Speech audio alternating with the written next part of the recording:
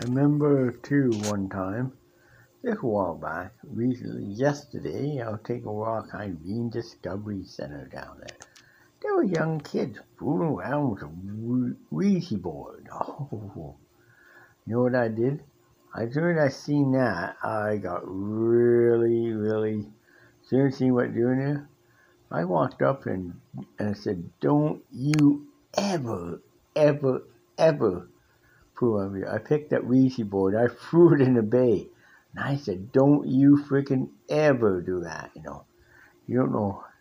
You send unwanted spirits in this world that could harm you and harm me, harm people. You know, I said, don't you ever do that. I mean, I threw it in water. And they were not too happy about it, you know.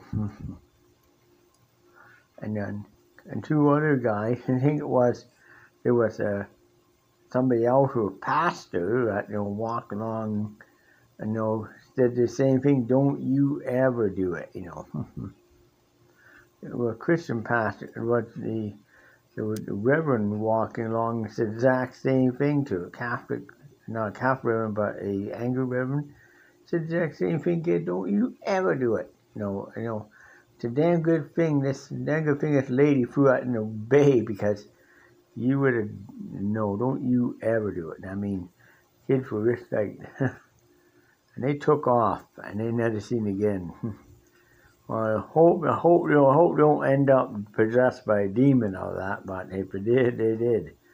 Anyway, so anyways, so that's what I'm talking about. So, and wejey boards are very dangerous thing. I would never ever fool around with one or think about it because even me talking about gets me a creeps, you know.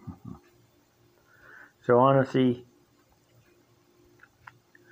you know, I did throw one in the water once, and that was because I knew it was evil, and the only place where evil, the best place where evil be is 20 feet underwater in a watery grave. That's that. And that's what I did. I threw it in the watery grave and left it. And one thing about that, I know I would never ever would touch one or go near one. Honestly, wejey board to me a no. I heard of people done it, and they brought in unwanted spirit house. They brought some nasty ones in there, and they end up having, and in some cases, the people ended up in mental hospitals, thinking because they're a mental illness, and it was not that at all because they're demon possessed. Yes. Yeah, but I've seen it before. I've seen people get demon possessed before, and it's not a pleasant thing because it can be mistaken for mental illness too. Actually, I seen a kid one time who was taken by Catholic Children's Aid, okay, in Hamilton here. He had these scratch marks all over his body, like, you know, typical. These are the evil scratch mark where he got 3 big long scratches like this. Deep scratches across his chest, like here and over arms. And he had it all over his arms. He'd go into school. The school teacher thought he was self-harming himself. So they called children aid. My parents doing this to him. And you know what? Children aid came and the kid was rushed and took him by children aid away. Charged the parent with self-harming the kids like that, and then guess what?